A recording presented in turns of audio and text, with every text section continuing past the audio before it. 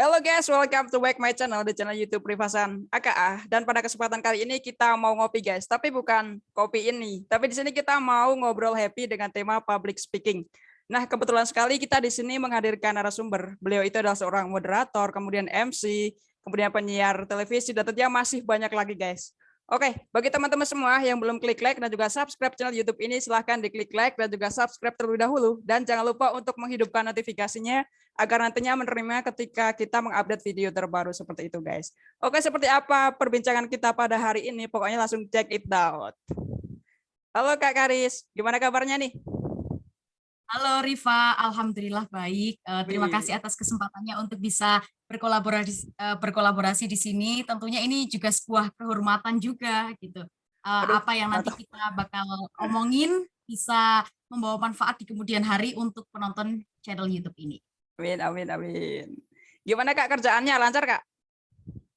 Alhamdulillah, meskipun pandemi dan juga PPKM nggak selesai-selesai nih, tapi kerjaan lancar, job juga ada. Ya pokoknya Alhamdulillah. kita harus semangat lah. Berarti kuliahnya juga lancar juga nih. S2 nih, mantap banget. Betul banget, Ya. kuliahnya lancar dan ini juga karena sudah masuk semester 2 di S2 tentunya beda sama S1, banyak yang harus dipersiapkan, banyak juga materi-materi yang sudah harus dipikirkan buat riset, tesis dan lain sebagainya. Oh, dulu S1-nya kuliah di mana nih Kak? Jurusan apa? Kalau ngomongin soal public speaking, S1-ku tuh nggak ada hubungannya sama sekali dengan dunia public speaking atau komunikasi itu sendiri. Tapi aku bergelut di jurusan ilmu pemerintahan, tapi seiring berjalannya waktu, menurut aku semua jurusan itu membutuhkan skill public speaking untuk presentasi, mengeluarkan ide dan gagasan, kemudian juga untuk mengkomunikasikan segala sesuatu yang berkaitan dengan ilmu pengetahuan itu sendiri. Seperti itu, Rifa. Wah, mantap sekali Kak. Dari suaranya udah kelihatan kalau Kak Karisma itu adalah seorang public speaking yang luar biasa kayak gitu. Kalau di S2 berarti ini jurusan apa Kak? Nah, untuk S2-nya kebetulan linier, ngambilnya jurusan ilmu politik, jadi sama S1 ilmu pemerintahan, S2 ilmu politik ini linier gitu ya, nggak lintas jurusan gitu. Jadi masih ada beberapa materi atau beberapa hal yang memang berhubungan kayak gitu. Oh gitu.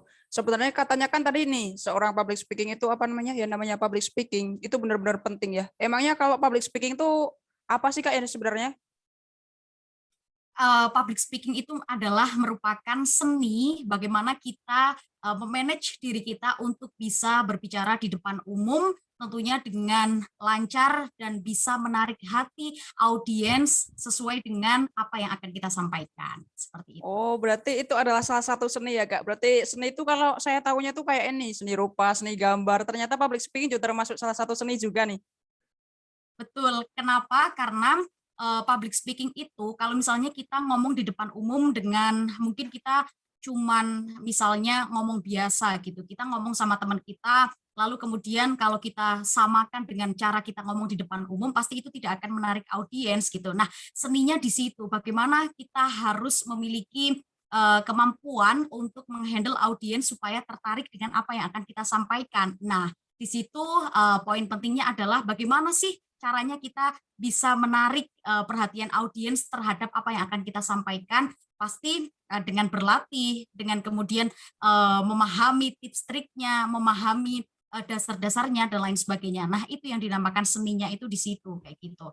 Dan setiap seorang public speaking, siapapun yang akan berbicara di depan umum, itu menurut aku juga harus memiliki karakternya sendiri. Dimana kalau misalnya seperti aku, ini adalah orang yang biasanya mengenalnya dengan orang yang semangat gitu. Pasti apa karakter yang aku bawakan saat aku public speaking itu adalah bukan menggebu-gebu, tapi memang ya keras, semangat, dan harapannya bisa membangkitkan semangat juga untuk para audiens. Gitu. Oh gitu ya. Berarti kalau kita public speaking itu setiap orang tuh beda ya, Kak. Berarti apa namanya misalnya saya ini karakteristiknya ngomong kayak gini, terus Kak Karisma ngomongnya kayak gitu, berarti beda-beda setiap orang itu ya. Tergantung dari apa ciri khas kita masing-masing kayak gitu ya. Nah, betul. Jadi setiap orang ketika misalnya kita ingin apa namanya mendapatkan kesempatan untuk ngomong di depan umum, ya harus sesuai dengan karakter yang akan kita bawa gitu. Kalau misalnya Riva emang bawaannya seperti seorang komedian katakanlah gitu ya, kayak Ya, dari, wih, segi komedian. performance-nya gitu ya.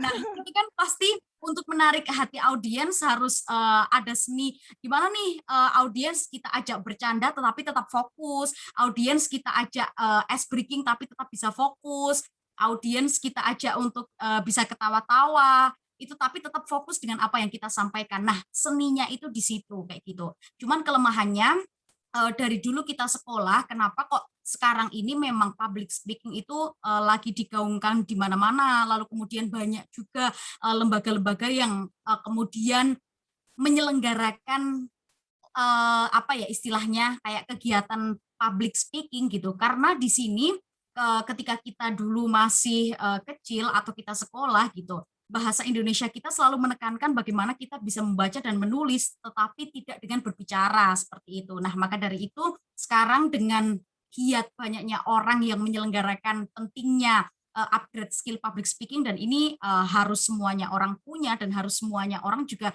bisa untuk, meng-upgrade skill public speaking dalam diri masing-masing, kayak gitu. Oh gitu ya. Berarti kan sekarang ini emang yang namanya public speaking itu adalah sesuatu hal yang sangat penting bagi kita. Emangnya kalau kita bisa public speaking ataupun kita nggak bisa public speaking itu nanti manfaatnya bagi kita apa sih Kak? Emangnya kalau public speaking itu penting banget bagi kita ataupun penting banget berkaitan dengan masa depan kita ataukah kita dengan masyarakat atau gimana Kak? Pentingnya tuh kayak gimana sih?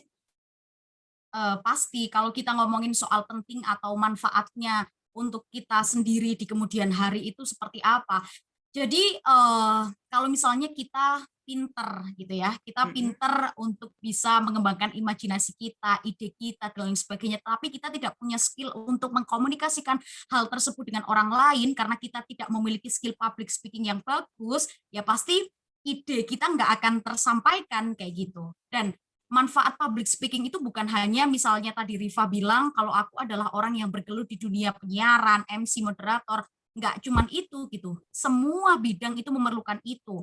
Karena apa? Sekarang semua pekerjaan itu pasti akan ada bagian kita presentasi.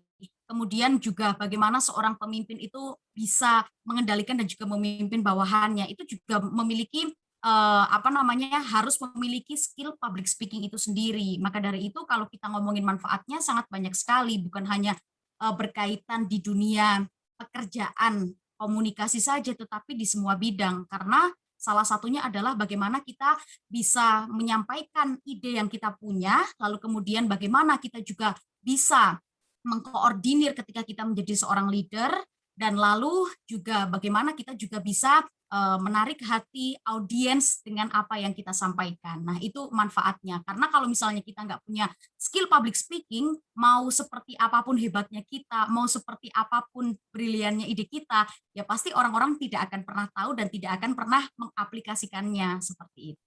Oh iya benar sekali. Soalnya kan emang apa ya Kak kalian namanya public speaking walaupun tadi benar yang dikatakan Kak Karisma bahwa emang yang namanya kita sejenius apapun, tetapi kalau kita misalnya nggak bisa menyampaikan itu sama aja ya Kak ya, sama aja zong kan gitu.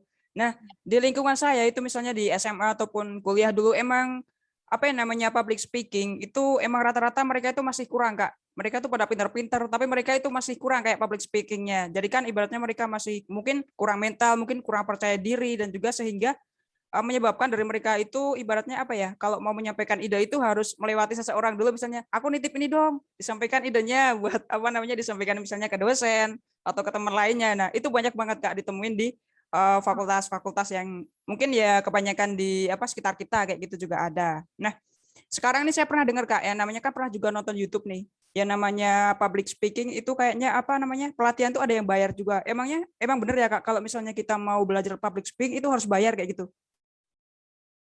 Sebenarnya kalau ngomongin soal, bayar atau tidak gitu ya, kalau Mhm. misalnya kita belajarnya memang, sudah sama senior yang memiliki nama dan juga sudah menghasilkan kader-kader yang berkualitas, sudah menghasilkan, orang-orang yang berkualitas menjadi seorang public speaker yang handal atau yang memang job-nya sudah banyak, jam terbangnya sudah tinggi, ya pasti, mereka akan mematok hal tersebut karena yang namanya ilmu juga pasti, kita tahulah Iya, ilmu itu benar mahal sekali. gitu. Banyak orang yang, mau memberikan hal itu secara cuma-cuma gitu, tapi jangan pernah khawatir gitu, apalagi sekarang di kondisi pandemi COVID-19 ini, teman-teman tentunya bisa mengikuti berbagai macam webinar pelatihan terkait dengan upgrade public speaking yang diselenggarakan secara gratis kayak gitu. Jadi apa namanya, kalau misalnya waktunya luang dan teman-teman merasa bahwa memiliki kemampuan public speaking yang masih kurang dan butuh untuk mengupgrade itu, ya udah ikuti webinar, seminar,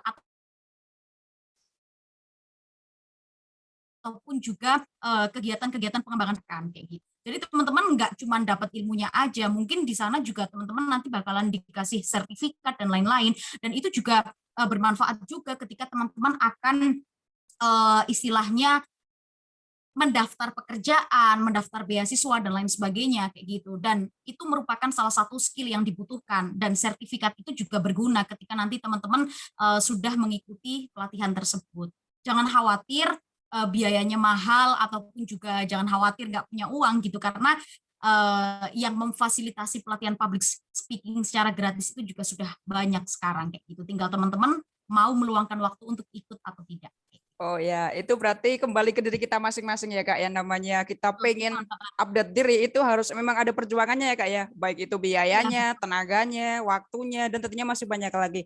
Nah misal gini Kak, saya nggak pengen nih pelatihan public speaking yang berbayar, nggak pengen ikut webinar, apakah saya bisa kalau misalnya saya di rumah nih gabut, kemudian saya pengen nyoba-nyoba buat belajar public speaking, itu apa namanya yang harus saya latihkan tuh gimana? Apakah saya harus membaca tiap hari, ataukah harus latihan vokal, ataukah gimana Kak, kalau dari Kak Karisma sendiri? oke, kalau misalnya kita memang tidak ada waktu untuk mengikuti webinar itu karena keterbatasan waktu kita mungkin dengan bekerja ataupun kegiatan yang lain pun ketika misalnya bukan berkaitan dengan waktu dan tenaga tetapi berkaitan dengan uang gitu ya. Nah, Ya. kita bisa kok untuk belajar sendiri untuk meningkatkan upgrade atau untuk mengupgrade skill public speaking kita kayak gitu. Caranya gimana sih? Ya tentu kita harus pertama ini ya yang paling penting banget kita harus punya role model. Role model tuh orang yang bisa kita tiru atau figur yang bisa kita tiru untuk mengembangkan skill public speaking itu. Misalnya nih, aku punya salah satu eh, tokoh public figure penyiar berita yang memang menjadi contoh sekali untuk aku tiru kayak gitu. Kalau di Semarang, Jawa Tengah itu contohnya lokalan aja ya. Itu aku udah punya idola banget. Itu juga aku belajar public speaking di sana. Itu namanya Mbak Nesa. Ketika dia itu nge-MC, ketika dia nge-moderator, lalu kemudian ketika dia siaran, aku pasti selalu melihat dia gitu. Lewat apa? Lewat YouTube ataupun juga lewat live Instagramnya gitu. Nah, dari situ aku akan memahami seperti apa sih karakteristik dia saat membawakan acara kayak gitu. Seperti apa sih gesturnya, seperti apa sih mimik mukanya dan lain sebagainya. Lalu kita praktekkan sendiri gitu. Paling tidak kita meskipun nggak mirip-mirip sama role model kita, tapi kita paling tidak sama seperti dia gitu. Dan itu kenapa kita harus punya role model? Kalau punya role model itu kayak kita punya gambaran untuk bisa membandingkan diri kita dengan role model itu gitu. Meskipun tidak sama persis karena kita juga harus memiliki karakter sendiri untuk diri kita gitu. Nah, tapi dengan kita punya role model, kita memiliki semangat dan juga memiliki komparasi. Seperti apa sih yang harus kita persiapkan untuk latihan, apa saja sih yang harus kita pelajari dan lain sebagainya. Selain ke kemudian riset materi, lalu kemudian nanti kita belajar tekniknya. Paling enggak pertama itu kita harus punya role model. Apa sih yang harus kita persiapkan supaya kita paling tidak seperti role model kita sendiri kayak gitu. Oh gitu ya Kak. Berarti emang yang namanya figur itu emang the power-nya luar biasa ya Kak ya.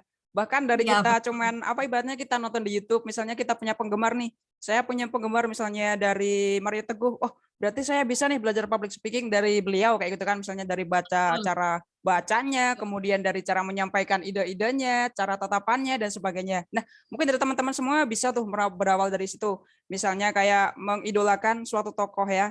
Tapi kan soalnya kebanyakan kan rata-rata sekarang itu kebanyakan nontonnya drakor, Kak. Jadi kan apalah mau kita mengidolakan drakor tersebut ya sebenarnya nggak masalah. Cuman kan yang penting kita di sini ambil ilmunya aja ya kan, ilmu public speaking kayak gitu.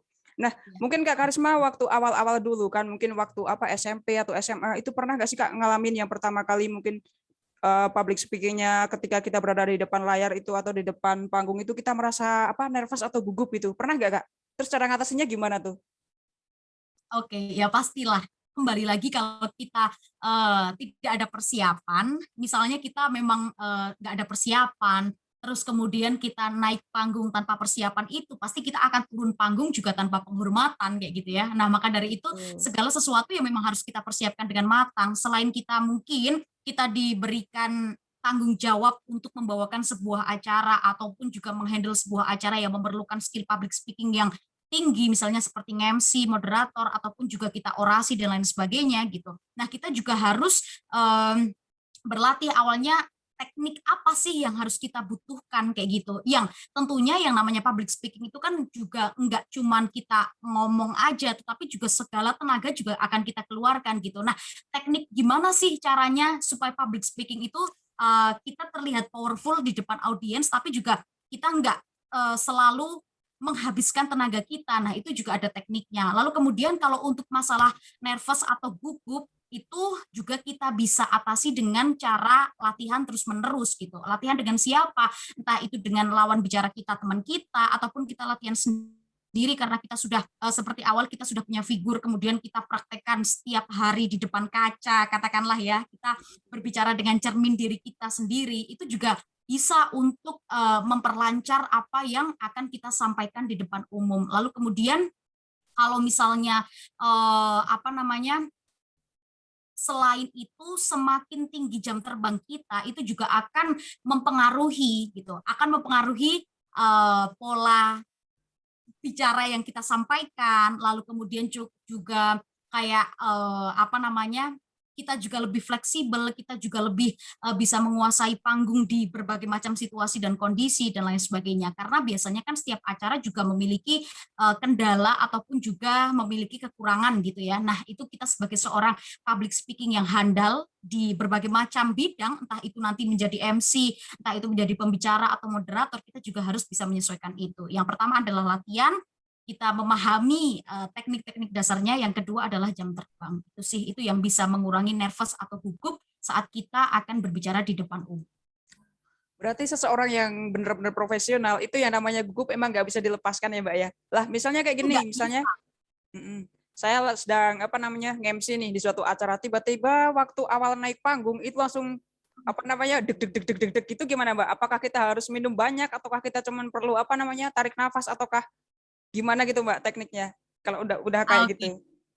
Oke, nah pertama nih ya, kalau misalnya aku ngambil contoh apa yang aku lakukan sebelum siaran ataupun sebelum MC, yang pertama pasti kita harus meriset apa sih yang akan kita sampaikan di depan audiens kayak gitu kan Rifa ya. Nah setelah itu kita harus latihan, latihannya pasti kita yang pertama kita sudah mempersiapkan apa namanya grooming ya, secara kita mau ngomong di depan umum kita juga harus menarik dari penampilan, dari kemudian dandanan dan lain sebagainya. Itu juga merupakan suatu hal yang penting karena mungkin kalau misalnya kita acak-acakan pun juga orang lain yang mau dengerin kita jadi males gitu. Ah ini kok penampilannya seperti ini meyakinkan atau tidak kayak gitu misalnya kayak gitu. Nah kita juga harus persiapan itulah. Yang kemudian yang soal teknik itu tarik nafas, inhale, exhale itu merupakan suatu yang penting juga gitu. Lalu kemudian yang ketiga, selanjutnya adalah latihan vokal, di mana biasanya itu ketika kita gugup pasti artikulasi yang kita keluarkan menjadi tidak jelas.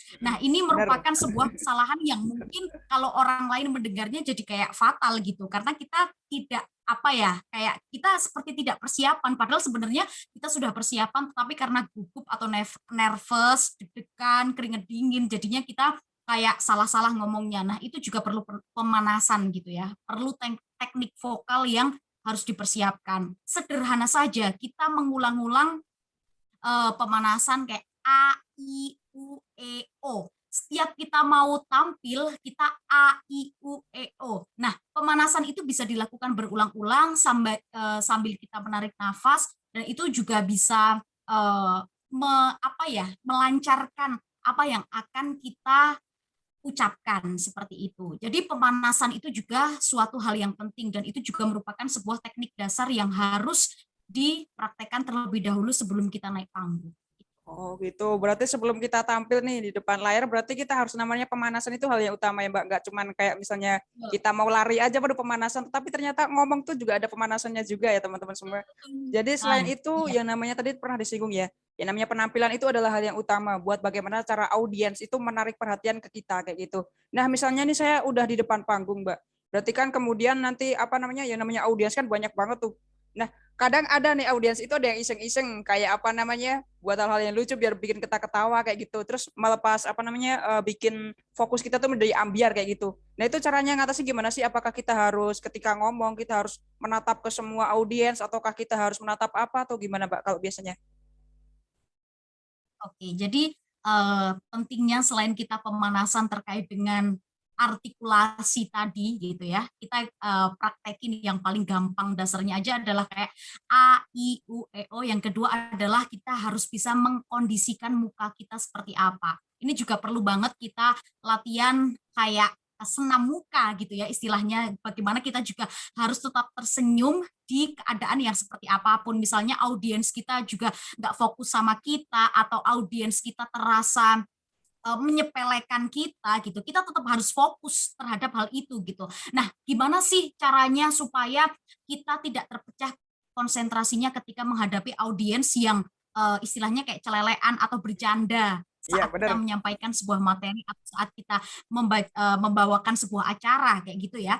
Nah, kita juga harus memahami audiens itu. Dari beberapa audiens yang mungkin tidak memperhatikan kita atau membuat kita sebagai bahan percandaan, pasti ada audiens lain yang memperhatikan kita. Nah, kita harus fokus terhadap audiens yang memperhatikan kita. Kita harus fokus di situ supaya apa? Supaya kita bisa konsentrasi terhadap apa yang akan kita sampaikan. Contoh nih, misalnya di saat aku menjadi seorang pembicara yang di depan aku persis ini, dia kayak seolah-olah ih apa sih yang disampaikan, kayak aku udah pernah nih dapat ilmu ini gitu. Kalau aku memandang apa namanya wajah dia karena dia sudah menyepelekan, pasti aku jadi down juga nih di depan, persiapanku pasti jadi buyar juga, materi yang akan aku sampaikan jadi lupa semua karena aku terlalu fokus ke audiens yang sudah menyepelekan aku. Tapi kita lihat mata kita kan pasti akan apa namanya memahami audiens satu-satu gitu. Mata kita juga akan berinteraksi dengan audiens meskipun itu secara tidak langsung. Nah, kita harus melihat siapa sih audiens yang masih interest dan juga memperhatikan kita. Nah, itu yang harus kita fokuskan di situ. Ketika kita sudah apa namanya memaksa mata kita untuk melihat audiens yang fokus kepada kita, pasti apa yang akan kita sampaikan itu juga lancar dan juga masuk gitu. Tapi bukan berarti ya udahlah audiens yang nggak memperhatikan kita, kita biarkan saja, tidak. Tapi pertama, gimana caranya supaya kita tidak buyar sebagai seorang pembicara ataupun juga yang akan membawakan acara di depan ketika ada yang tadi Riva bilang Celelean atau bercandaan gimana? gitu, kelelean gitu ya, kita fokus aja kepada audiens yang memang memperhatikan kita. Pasti yakin kok dari satu dua audiens yang seperti itu kepada kita, ada banyak audiens yang masih memperhatikan kita dan merasa bahwa ilmu yang kita akan sampaikan itu penting bagi mereka kayak gitu. Gitu. Wah, berarti emang ya namanya apa namanya? Pandangan mata itu berarti benar-benar kita bisa tahu ya, Mbak, Betul, orang itu apakah betul. memperhatikan kita ataukah dia menyepelekan kita tuh benar-benar tahu. Nah, itu kan tadi Iya, disinggung itu paling terkait dari ya apa namanya latihan vokal terkait dari A I U E O. Kemudian kalau ini, Mbak, biar kita itu ibaratnya kalau bicara di depan umum itu ibaratnya nggak datar. Terus itu gimana sih? Itu kan namanya intonasi ya, Mbak, tinggi rendahnya. Nah, itu biasanya Kak Karisma sendiri belajar kayak gitu gimana, Kak? Biar nggak monoton gitu suaranya. Oke. Nah, sebenarnya kalau misalnya ngomongin soal, kayak intonasi gimana gitu, di pembacaan berita pun juga penting sekali intonasi gitu. Tapi memang sih ketika aku belajar dengan orang-orang yang sudah memiliki jam terbang tinggi gitu, ada yang bilang intonasi itu hanya pemanis. Nah, maksudnya gimana sih intonasi itu hanya pemanis? Jadi takutnya ada beberapa orang yang menganggap atau berpikir bahwa kita terlalu banyak intonasi, tapi kita tidak terfokus kepada pokok pembicaraan yang akan kita sampaikan. Karena kita terlalu fokus untuk, aduh gimana nih caranya supaya intonasi kita kayak bagus dan orang-orang kayak bisa menganggap bahwa, oh dia punya intonasi atau gaya yang bagus nih gitu. Tapi malah justru pokok yang disampaikan itu enggak apa namanya, enggak apa ya Segala istilahnya, enggak sampaikan gitu. tercakup semua. Betul. Misalnya kayak membaca berita, karena kita terlalu fokus kepada intonasi, jadi kita nggak nggak fokus ke pemenggalan kata atau kalimat yang tepat. Jadi pendengar pun juga akan menerimanya dengan maksud dan juga kalimat yang mungkin berbeda gitu ya. Nah, maka dari itu pentingnya kita untuk belajar intonasi adalah bagaimana kita juga bisa memahami ini kata dan juga pemenggalan kata seperti apa sih yang harusnya kita sampaikan supaya maksud yang kita sampaikan itu juga diterima oleh orang lain sama dengan apa yang kita harapkan kayak gitu. Jadi ada yang bilang intonasi itu penting, tapi juga ada yang bilang juga intonasi itu hanya sebuah pemanis. Nah, kalau menurut aku, ya intonasi itu penting, tapi bagaimana kita caranya juga bisa untuk memanage kalimat-kalimat yang bisa nanti ketika kita menggunakan intonasi itu orang juga menerimanya tidak salah tafsir atau salah paham kayak gitu sih. Nah, kalau caranya latihan gimana itu ketika kita udah sering latihan, ketika kita sudah sering mengucapkan berkali-kali, ketika kita sudah mungkin sering berbicara dengan intonasi yang seperti itu yang akan kita sampaikan, pasti kita juga akan merasa kok dalam hati, oh kayaknya ini intonasi yang aku ucapkan barusan ini kok kayaknya kok kurang tepat ya, kok kurang sesuai ya, misalnya kayak gitu kan ya.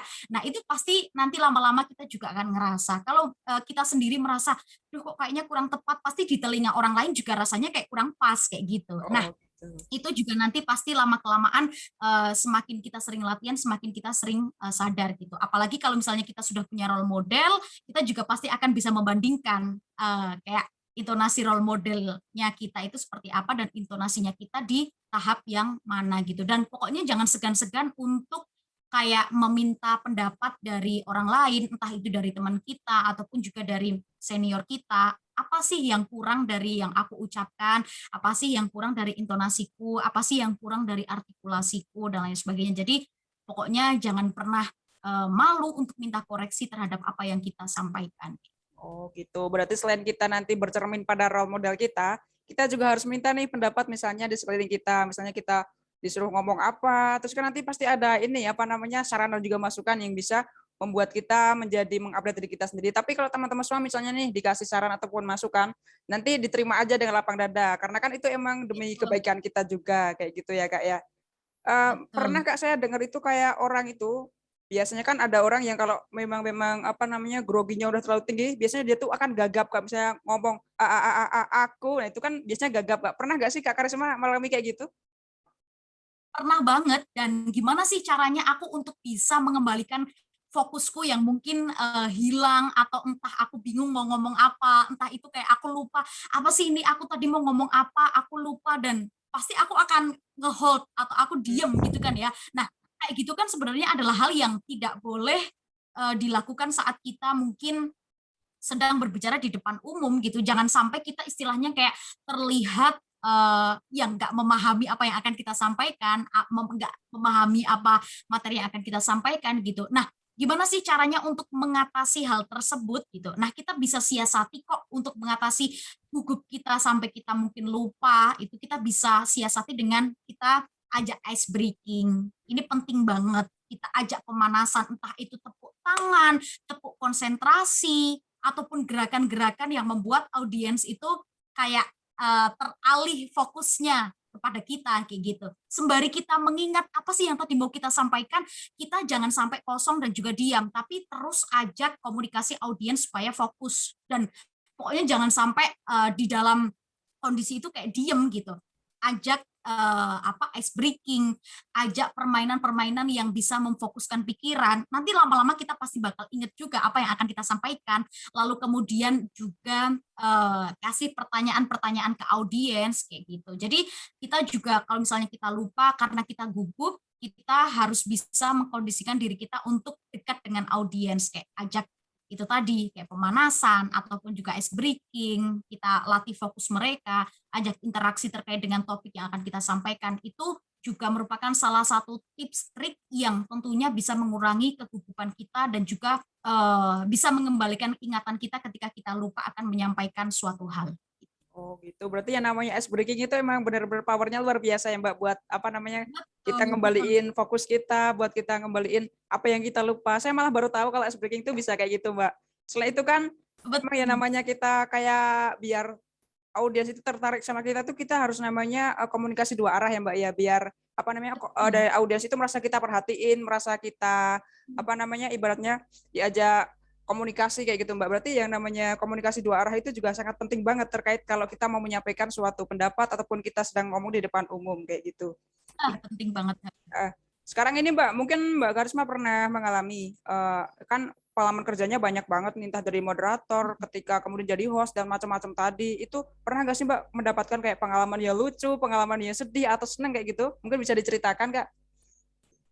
Sebenarnya kalau ngomong soal pengalaman pasti banyak banget ya, Rifa ya. Tapi Ya. kalau misalnya kayak pengalaman yang menurut aku juga memalukan untuk diriku sendiri dan juga ketika aku melihat videonya kayak, aduh ini aku malu banget sih kalau misalnya untuk di kondisi sekarang aku mengulangi hal itu gitu. Lebih kepada kayak karena aku tidak memahami atau tidak belajar teknik itu sendiri, bagaimana kita menjadi seorang MC harus menggunakan suara perut, lalu kemudian kita menjadi seorang MC harus menggunakan apa namanya suara bulat dan besar kayak gitu. Kayak karena tidak tahu akan teknik-teknik itu, jadi kayak aduh aku nge-MC kok cempreng banget sih kayak gitu. Oh Nah iya itu benar. kayak menurut aku itu adalah hal yang sangat memalukan banget untuk Iya. aku dengar sekarang gitu. Nah pentingnya kenapa sih kita harus upgrade skill public speaking, karena di situ pasti akan banyak sekali teknik-teknik yang diajarkan selain terkait dengan artikulasi, terkait dengan kemudian tadi pernafasan, teknik pernafasan, itu juga bagaimana sih suara kita itu tidak terdengar sengau atau tidak terdengar kayak cempreng aja di depan audiens atau di telinga audiens kayak gitu. Nah, ternyata ya memang itu tadi, kalau tadi aku ngomong terkait dengan gimana sih caranya kita sebagai seorang public speaker atau seorang host atau MC atau moderator nggak kehabisan tenaga kita dulu sebelum acara selesai, ya itu tadi kita harus memahami teknik suara yang baik dan benar, gimana caranya kita menggunakan suara perut, lalu kemudian gimana caranya kita bisa menggunakan apa katakanlah suara yang besar dan bulat, tapi juga tidak memakai suara tenggorokan, tapi memakai suara perut, karena dengan memakai suara tenggorokan itu sendiri itu juga sangat-sangat membuat kita lelah dan juga pasti akan terus-terusan haus gitu. Nah itu ternyata juga ada tekniknya sendiri, gimana kita menjadi seorang MC ataupun juga menjadi seorang host yang handal juga jangan menggunakan suara tenggorokan gitu, karena banyak juga kok artis-artis yang karena dia sudah terkenal nih katakanlah ya, tapi teknik untuk gimana caranya menggunakan suara perut itu mungkin dulunya tidak dipahami, jadinya dia sering menggunakan suara tenggorokan, dia teriak sana, teriak sini, yang akhirnya banyak juga yang pita suaranya udah rusak, harus terapi suara, ya karena dari awalnya tidak terlalu memahami bagaimana teknis untuk berbicara di depan umum dengan baik dan benar. Gitu. Oh, berarti saya tuh pernah bilang gini Mbak, pernah mikir juga, kok itu sih orang-orang yang biasanya penyanyi, kemudian penyiar yang jam terbangnya tuh emang udah banyak banget, mereka tampil di depan kaca dengan ngomong, terus kok nggak capek, kemudian kok nggak pernah serak, ternyata itu emang pakai teknik ya udah bener ya Mbak ya, ada kayak pengolahan suara, mungkin Iya, suara perut atau gimana, betul, ternyata ada tekniknya sendiri kayak gitu ya. Oh, betul, pantesan betul. nih, saya baru tahu ternyata. Iya, jadi kayak kalau misalnya kita pakai suara tenggorokan, misalnya nih kita teriak-teriak apa namanya main sama teman kita, terus kita teriak-teriak nih ya, Riva Ya. ya, itu pasti kayak aduh kayak kita serak nih suaranya habis, misalnya kita habis supporteran nih, biasanya kan kita teriak-teriaknya juga kayak tidak terkondisikan, pasti kita Ya. suaranya habis, capek kayak gitu kan. Nah, sebagai seorang apa namanya MC atau public speaker dengan jam terbang tinggi, ya hal itu harus bisa kita minimalisir gitu. Caranya dengan seperti apa? Ya dengan menggunakan suara perut itu tadi gitu. Dengan menggunakan suara perut pun juga suara yang kita keluarkan menjadi bulat dan besar. Jadi tenaga yang kita apa ya kita keluarkan pun juga tidak terlalu banyak. Jadi kita bisa fokus berapa jam pun akan kita ngomong di depan juga kita nggak banyak tenaga yang kita buang gitu. Itu Oh. sih Rifa. Jadi Berarti yang kalau namanya ngolah pengalaman yang suara. paling betul, pengalaman yang paling memalukan ya itu kayak karena aku nggak tahu teknik jadi kayak aduh cempreng banget, malu banget kalau misalnya inget karena nggak tahu soal teknik mengolah suara. Oh iya, bener banget ya. Emang ya namanya kita bagaimana cara ngolah suara, itu emang benar-benar akan membuat kualitas suara kita menjadi naik ya Mbak. Bahkan itu juga bisa mengefisienkan yang namanya tenaga kita kayak gitu. Kalau dulu dari Kak Betul. Karisma sendiri pertama kali tampil di depan panggung kapan Mbak? Itu dan juga pengalamannya pas waktu acara apa kayak gitu. Kalau misalnya ngomongin soal apa namanya tampil di depan panggung ya, Hmm, karena gini sih Rifa, orang tuaku itu adalah orang yang memang ya aktif gitu, aktif di berbagai macam organisasi. Jadi iya. memang ya organisasi itu juga memerlukan orang-orang yang misalnya memang ya pinter ngomong gitu, karena di situ kan juga banyak pendapat-pendapat, ide-ide, gagasan-gagasan yang akan disampaikan gitu. Nah, terkait dengan aku sendiri mulai kapan? Mulai sejak kecil pun aku juga kayak dilatih untuk apa ya, ya untuk berbicara gitu. Entah itu dengan menyampaikan pendapat kita ke orang tua kita, ke orang-orang terdekat kita, lalu kemudian juga kayak ikut lomba-lomba. Nah, itu juga kayak awal mula aku tampil di depan umum gitu ya. Nah, kayak misalnya aku ikut lomba dakwah dan itu juga kayaknya itu yang mengantarkan aku untuk bisa sekarang kayak gitu. Itu juga awalnya bukan dari MC ataupun juga menjadi seorang moderator, tapi dari lomba-lomba misalnya kayak lomba dakwah, lomba apa pidato, lomba puisi, itu kan juga memiliki apa namanya teknik ataupun cara yang sama dengan bagaimana kita bisa menjadi seorang public speaking di public speaker di depan umum kayak gitu. Nah, kalau di dunia MC sendiri itu aku sudah mulai sejak yang serius nih ya, sejak aku 2017 berarti kurang lebih semester 3 itu aku sudah mulai aktif. Nah, awalnya pun juga kayak ya udah cuman ngemsi-ngemsi di apa organisasi di kampus doang, tapi karena memang ada apa ya kepuasan dari mereka yang menggunakan jasa aku sebagai MC, sebagai moderator gitu ya pasti akan diulang-ulang lagi. Jadi ya harapannya memang menjadi seorang public speaker, menjadi seorang MC, menjadi seorang moderator tuh nggak cuma sekali aja, tapi kita juga bisa long last gitu. Nah, caranya kayak gitu gimana ya? Kita juga harus bisa kayak menjadi kelas kosong, kita tetap harus belajar terus, jangan kayak puas terhadap satu hal atau satu momen itu aja, tapi kita juga harus terus belajar. Apa sih kekurangan kita, apa sih yang harus kita perbaiki, teknik apa sih yang harus kita pelajari, kayak gitu. Itu sih, kayak lebih ke sejak kapannya, ya sejak kecil aku sudah terbiasa ikut lomba di depan umum, tapi kalau untuk MC-nya itu mulai dari 2017 sampai sekarang. Oh gitu. Berarti yang namanya emang public speaking itu kita harus apa namanya nggak harus mulai sejak kapan, tapi apa namanya kita harus mulainya emang sejak dulu mungkin pernah kita ya Mbak ya diajarin yang namanya public speaking, tapi kan mungkin konteksnya masih di lingkup yang kecil. Kemudian semakin dewasa ke sini nanti lingkupnya semakin bertambah ke lingkup yang besar kayak gitu. Jadi kan yang namanya emang belajar public speaking itu nggak bisa instan ya Mbak, perlu yang namanya latihan, kemudian perlu yang namanya kita didikan dan sebagainya biar apa namanya untuk menjadi seorang kita yang luar biasa itu juga ada prosesnya kayak gitu ya kan Mbak. Betul. Kemudian untuk ini Mbak, kayaknya Mbak Karisma tuh dulu di kuliah aktif banget di organisasi. Kayaknya udah kelihatan sih dari apa dari rautnya, kemudian dari tampilannya, dari apa namanya gaya ngomongnya itu pasti dulu ikut organisasi nih Mbak waktu kuliah. Apa tuh? Iya. Eh, nah, kalau misalnya aku boleh bilang nih ya, aku ya bersyukur banget ketika aku ikut organisasi, jadi punya banyak kenalan nih ya.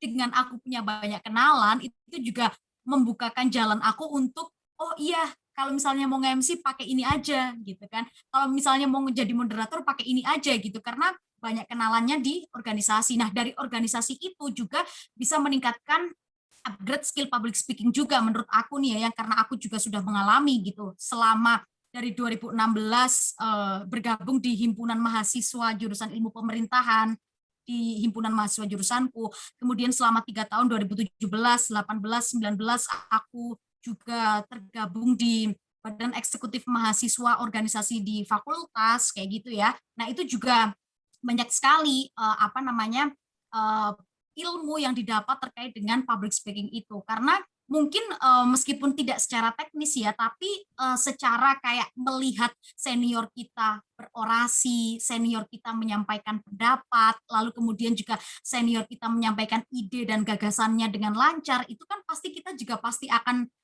apa ya kayak diri kita juga harus bisa seperti itu kayak gitu. Nah, dari situ makanya kayak, oke caranya gimana sih? Oh ternyata caranya seperti ini. Oh ternyata persiapannya seperti ini. Oh ternyata materinya yang dicari itu seperti ini. Oh yang dibaca tuh ini. Nah dari situ yang pada akhirnya juga kayak oh bermanfaat juga nih organisasi untuk pengembangan skill aku kayak gitu. Selain relasi yang kemudian nanti kalau misalnya ada yang butuh aku tinggal kontak, tapi dari cara mereka ngomong pun juga sedikit banyak berefek ke kemampuan public speaking kita. Gitu. Oh gitu. Berarti yang namanya organisasi itu emang kayak memberikan ilmu yang luar biasa terkait dari public speaking ya Mbak. Bisa Betul. mengajarkan kita sosialisasi, nyari-nyari channel buat job juga gitu kan.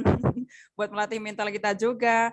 Terus nih Mbak, sekarang kan jenengan dari S2 toh, itu sama kerja juga. Nah itu gimana sih cara bagi waktunya? Apakah nggak capek kuliah sambil kerja? Apalagi kan kalau ya namanya kita jadi kayak moderator, kemudian MC, apalagi sekarang jadi penyiar ya Mbak, penyiar berita gitu. Itu capek nggak sih Mbak sebenarnya? Terus bagi waktunya gimana gitu loh? Kalau gini, kalau misalnya dulu mungkin kalau misalnya kita masih S1 gitu ya, atau kita dari transisi SMA menjadi seorang mahasiswa, ataupun kita mahasiswa S1 yang jadwal kuliahnya emang padat banget gitu. Mungkin kita di situ memang diajarkan untuk bagaimana kita manajemen waktu yang baik antara kuliah dan organisasi, kuliah dan kegiatan yang lain, kuliah dan main juga, organisasi dan main, atau mungkin yang misalnya punya pacar ya gimana kita refreshing bersama misalnya Iya katakanlah benar. seperti itu ya Rifa ya. Nah, tapi selain manajemen waktu juga harus manajemen tenaga yang sebaik dan seefisien mungkin. Bukan hanya terkait dengan waktu saja, tetapi tenaga kita juga harus di-manage dengan baik. Karena apa? Karena kalau misalnya kita manajemen waktunya udah beres, tapi kayak manajemen tenaga kita nggak beres nih ya, katakanlah pasti juga akan acak-acakan juga gitu. Pasti kita akan ya udahlah ntar aja kegiatannya karena kita capek ya karena kita nggak punya manajemen tenaga yang baik. Nah manajemen tenaga yang baik gimana sih dengan kita melakukan pekerjaan segala sesuatu yang apa ya yang akan kita kerjakan itu harus udah di set time kayak ya udahlah ini pokoknya aku harus kerja keras, kerja cerdas dan kerja cepat untuk bisa menyelesaikan ini dengan sebaik-baiknya supaya tenaga yang kita keluarkan juga efisien dan bisa melakukan pekerjaan-pekerjaan yang lain kayak gitu. Jadi ya memang penting juga selain manajemen waktu juga manajemen tenaga kita, waktu istirahat kita karena nggak mungkin kan semakin kesini kan umur kita bertambah ya nggak mungkin juga kita Ya. harus apa kayak mempertaruhkan waktu tidur kita katakanlah itu juga penting banget sih dipertaruhkan gitu tapi bagaimana sih tidur kita harus berkualitas supaya kita juga bisa semangat lagi untuk beraktivitas di esok harinya kayak gitu sih jadi manajemen Oh. waktu dan manajemen tenaga yang sebaik mungkin. Berarti kalau biar kita bisa membagi apa namanya kegiatan kita yang banyak banget, aktivitas kita yang padat banget di sela-sela jam terbang kita tinggi, berarti kita harus yang namanya manajemen waktu sama yang namanya manajemen tenaga itu memang harus benar-benar kita manajemen ya Mbak. Selain apa namanya, ada juga yang namanya manajemen keuangan, manajemen resiko dan pokoknya manajemen-manajemen yang lainnya. Pokoknya yang penting adalah kita Betul. bagaimana cara membagi waktu secara baik dan juga benar agar apa aktivitas yang kita rencanakan, schedule yang kita sudah jadwalkan itu emang benar-benar kelaksana tanpa kita harus capek-capek benar-benar kayak gitu. Oke teman-teman semua Betul mungkin sekali. untuk pembicaraan kita cukup sampai di sini aja ya Kak. Mungkin kedepannya nih bisa nih buat next video kita bakalan ngomong masalah kayak bagaimana sih cara menjadi moderator yang baik, bagaimana cara menjadi apa namanya seorang penyiar kayak gitu mungkin bisa ya Mbak ya buat bagi-bagi ke teman-teman semua kayak Iya. gitu. Oke teman-teman Dan ya itu mungkin juga kalau ya gimana? ya, itu juga kalau misalnya soal kita ngomongin soal public speaking ini kan Uh, dasar banget basic apa sih yang harus kita persiapkan kayak gitu kan ya. Tapi kalau misalnya tadi Riva bilang kayak gimana sih kayak menjadi moderator yang baik, menjadi MC yang baik itu juga ada apa ya tips triknya masing-masing, ada oh ilmunya gitu. masing-masing. Dan ini kalau misalnya untuk basic public speaking ini menurut aku hal-hal dasar atau prinsipal yang harus dipelajari ya teknik yang mungkin tadi sudah aku sampaikan kayak kita punya role model lalu kita juga punya apa namanya latihan terus menerus riset teknik vokal teknik suara dan lain-lain itu kayak yang udah prinsipal banget dan harus tahu gimana caranya kita menghandle audiens kita membuat audiens fokus dengan ice breaking dengan tepuk konsentrasi dengan mengajak komunikasi audiens itu merupakan hal-hal dasar. Kalau untuk selanjutnya misalnya gimana jadi moderator yang baik, gimana jadi MC yang baik itu ya mungkin ada tips trik lanjutannya. Kalau untuk yang Oke. basic public speaking atau dasarnya ini sudah bisa dipraktekkan. Mantap banget guys. Jadi buat teknik-teknik dasar public speaking yang kita apa namanya bahas tadi itu udah komplit dan juga sangat lengkap banget. Nanti bagi teman-teman semua yang pengen masih bingung ataupun pengen nanya-nanya, nanti bisa banget untuk ditulis di kolom komentar kayak gitu guys. Dan jangan lupa untuk follow Instagram dari pembicara kita pada hari ini di @instagram@karisma melati. Oke teman-teman semua, terima kasih bagi kalian semua yang udah menonton video ini sampai akhir. Dan jangan lupa klik like dan juga subscribe channel YouTube ini. Dan jangan lupa untuk tunggu video-video kami selanjutnya. Oke, terima kasih dan bye-bye.